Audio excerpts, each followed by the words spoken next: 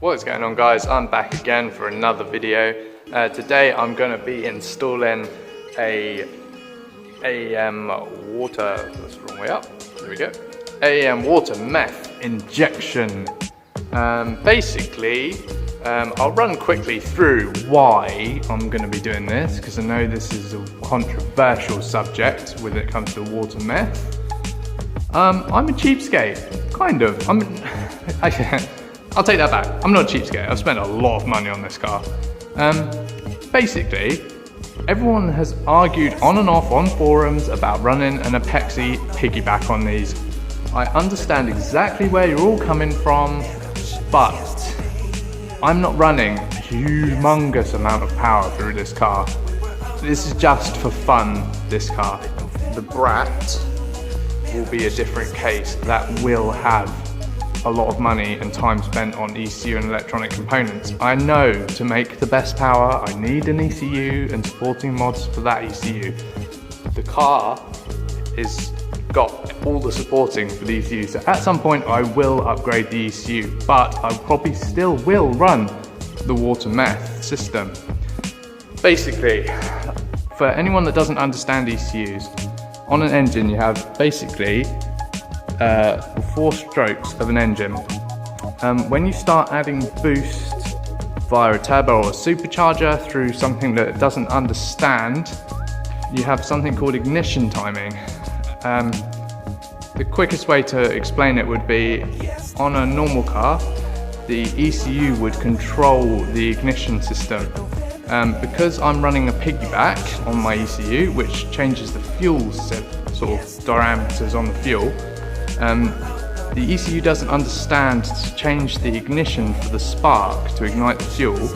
So what it will do is carry on advancing that, and when you advance it with boost, it's bad. It can be bad. You can make power, but it's not good for engines. It normally ends up producing knock. You end up detonating a piston, or melting a piston or breaking a piston inside the engine. Once that's done, engine is scrapped. Just a brief. If you want to know more, message me, Google it, or there's plenty of videos explaining how knock and things like that work on an engine.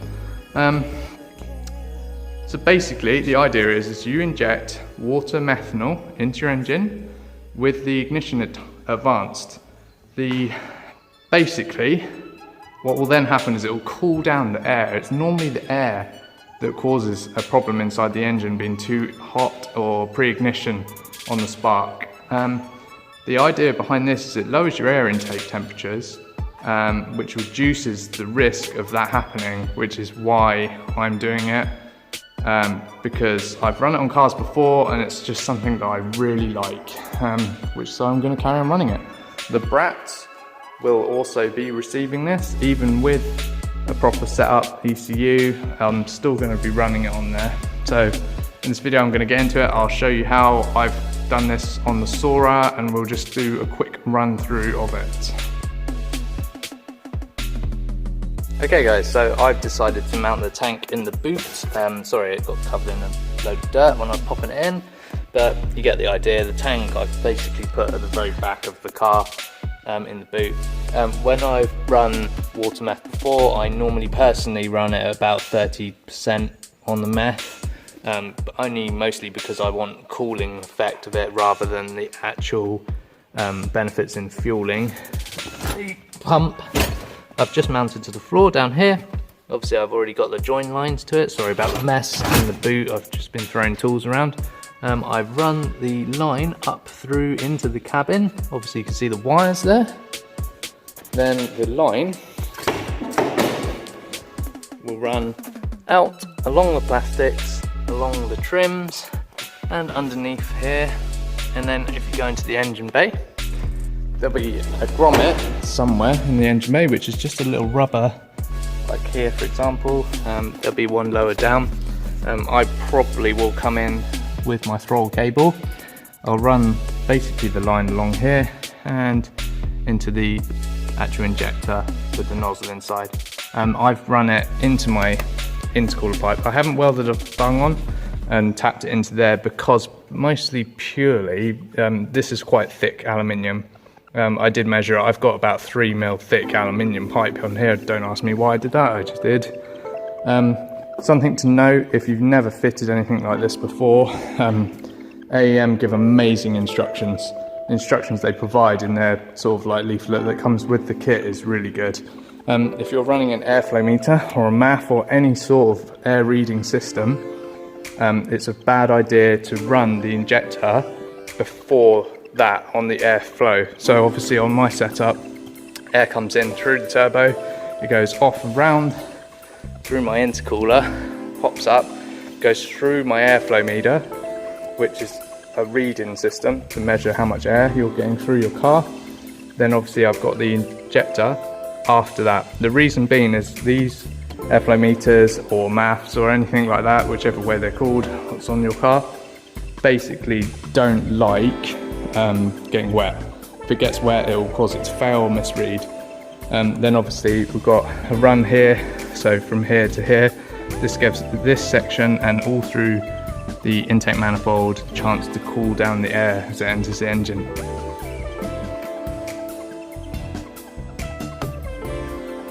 I haven't quite figured out where exactly I'm going to mount the controller for this. I might possibly actually mount this in the rear of the vehicle with all the electrics and battery and everything in there, so it shorten down the wiring. And then I'll run a LED of some sort up and probably just drill a little hole for just a warning to say that the fluid's running low in the bottle, because they have a level warning for when they run low. So yeah, I'll probably just run that just to try and keep my cab a bit cleaner. I think I might mount it up here maybe. Like I say, I just want to keep it out of the way nice and tidy. Something to mention, I know someone did ask me about my electrical system. I run the battery into the boot with a box section which clamps the battery down. I do run an inertia cut-off switch, which is here. So the idea behind this is it trips the system out. So this runs your main feed from your battery, goes through this box. This box has an inertia switch, so if this receives a large hit, it will trip the box, which will turn the electric system off and obviously shut down fuel pumps, which you don't want running if you have a bad crash. When it's connected, it obviously just joins and then just heads off into the engine bay as per normal. So like I said guys, I was just doing a really quick video just because someone sent me a message the other day and just asked me about the water meth, because I think they had noticed that I had fitted the injector in the pipe when I did another video. I haven't connected the pipe up to the injector quite yet, but I have wired the system and purged it now. So I know that the line up to the engine bay is all okay and has no water and air traps in there, things like that, so I know that's working okay. The reason I haven't connected it onto here is basically I don't need to use it, and while I'm just problem solving on the car, I want to just leave it disconnected because I don't want to keep pulling the plastic joiners on and off. But I'm sure I probably will be connecting this in the next few days to get that all fired up and working into the car. Anyway guys, like I say, just wanted to do a really quick video just because someone asked me to do it. But yeah, that's basically how I've set my system up. The wiring on it is really simple. Just read through their instructions. It tells you how to connect every single wire that's on the system. In the instructions there, they're pretty well laid out instructions and easy to understand for even sort of a beginner.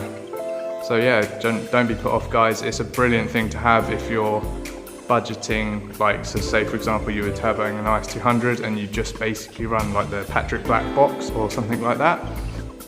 If you want to try and safeguard your engine just a little bit more, you'd run a water meth system because it's relatively cheap and it's cheap to maintain. You know, it doesn't really cost anything apart from some meth and basically filtered water. You've got to be careful running tap water through because it does clog the motor and the injector nozzle when it gets sort of a lime scale or anything like that inside it.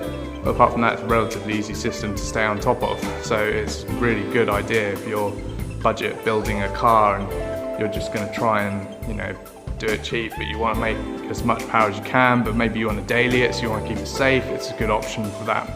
Alright guys, anyway, hope that wasn't too boring or too talky, but I just, like I say, want to do a quick one, and have a good day. Peace out.